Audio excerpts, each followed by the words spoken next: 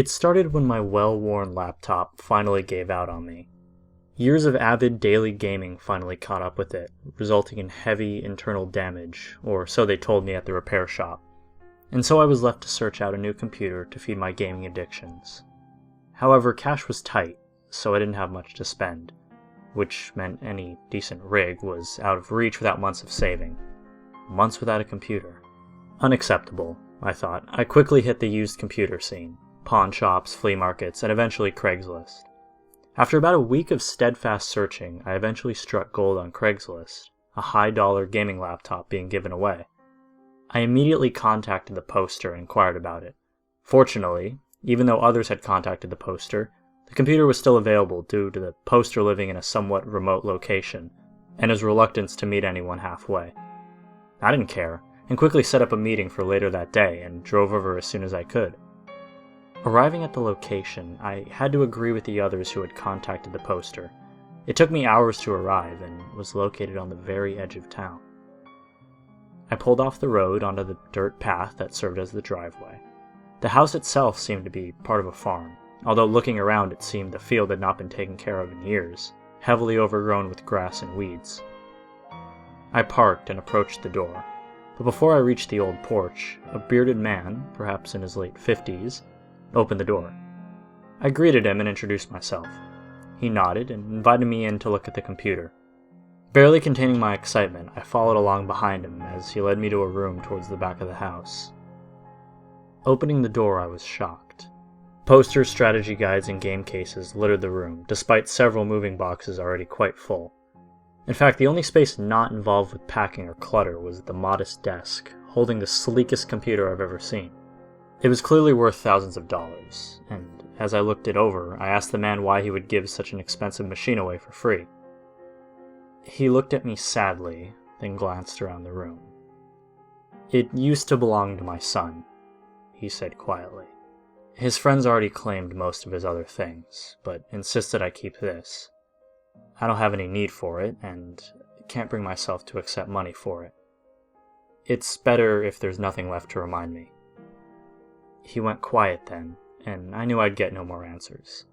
I accepted the computer and he helped me load everything into the car. It was late at night when I arrived home, nearly 1 a.m, but I was too excited to wait. The old man's claims that it belonged to his son were upsetting, but I had been without gaming too long to care. I spent 10 minutes hooking everything up and turned it on. It booted up using Windows 7 OS, skipping a login screen. The desktop appeared, the background an HD image of a couple sitting below the night sky. As I was glancing about the desktop for icons, a Steam window appeared, notifying me connecting Steam account. I assumed this was the son's account and allowed it to load. I had my own account, of course, but I wanted to know what this fellow gamer had loaded onto his account. After a few seconds, Steam finished and revealed an amazingly small library of games. In fact, only one game was even installed: Bastion. I was admittedly confused and checked the installed programs, but it was true. Only Bastion was installed. Not that I minded, I didn't expect to get free games along with the computer, but Bastion was one I loved, so I settled in for a bit of play. It loaded up normally, displaying the options of Continue, New Game Plus, etc. I attempted to click Continue, but after a few seconds of loading, an error appeared stating, "Cannot load game, save file may have been deleted or corrupted." I shrugged and started a New Game Plus. The game started, but instead of Rux saying, "I'll see you in the next one," there was a quiet, sobbing sound. When Rux began his standard narration, he sounded very tired, and his script seemed subtly altered. "Proper story's supposed to start at the beginning. Ain't so simple with this one. Here's a kid whose whole world got all twisted, leaving him stranded alone. But I'm getting ahead of myself." I began playing, walking down the path that rose before me. Finds his lifelong friend just lying in the road, waiting for him, like always. Where the hammer should have been, a girl with long blonde hair stood, smiling. I had never seen that character model in the game before, and it seemed to be far more beautiful than anything else in the game. As I approached her, she faded out, replaced by the hammer, which sported a golden sheen that matched the girl's hair. I grew excited at this point, as I realized it must be a modded game. An excellently polished one as well, to have a voice actor and graphic artist so closely match the original. I continued playing until I got to the saloon. He sets foot inside one of his favorite watering holes. Inside is his lifelong friend. She already had a few. The girl was sitting at the bar, but began fading as soon as the screen loaded. This girl fascinated me. She was clearly the center point of this mod, but why?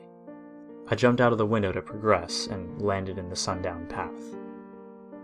Couples walk down the sundown path. She invites him for a stroll.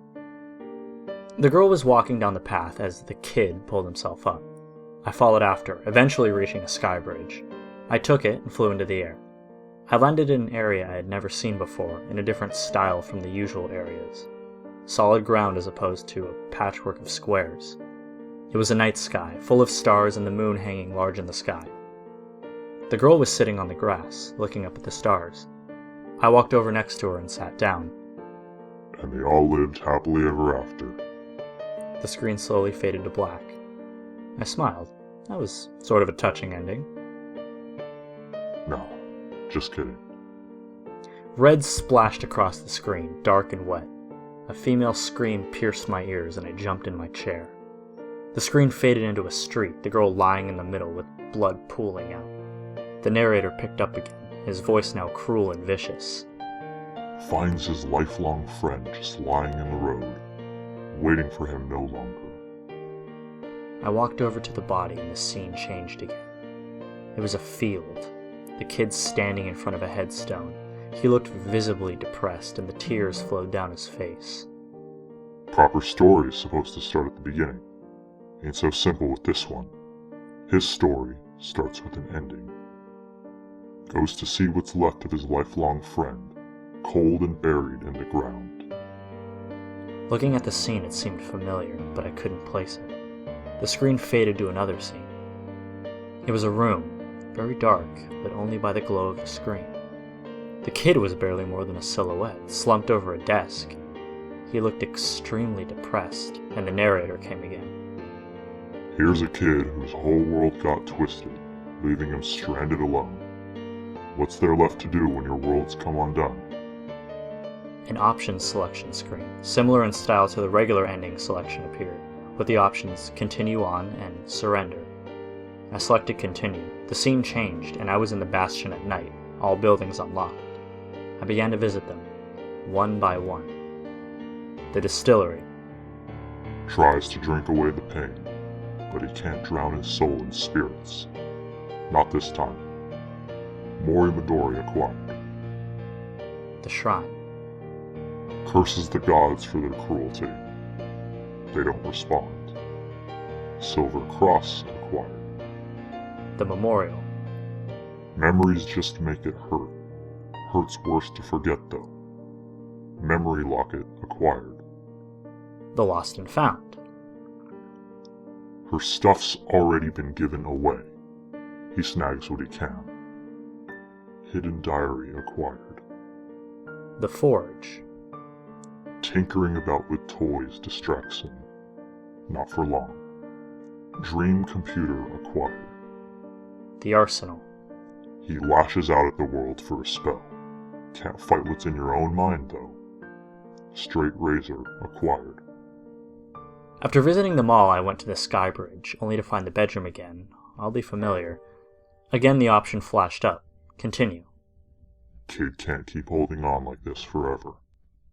Continue. Can't keep fighting. Continue. It was getting harder to select now, as if some part of me couldn't keep going. Just let him go. Continue. The kid looked at me, directly at me, as if he could see me through the screen. His eyes held so much pain and suffering I almost couldn't bear it. There's only one way out now. The option screen again. Surrender. It took me to the main menu screen. New Game Plus had been replaced with New Game Minus. I chose it. What else could I do? From behind me the narrator came, voice dry and raspy. Proper story's supposed to start at the beginning. Ain't so simple with this one. This story starts with an ending. I looked at the kid. He was resting on the stone bed, blood soaking it in the floor, his wrists slashed open. Here's a kid whose whole world got all twisted, leaving him stranded alone in a world without love. Lost the only one that mattered to him. What else was there to do?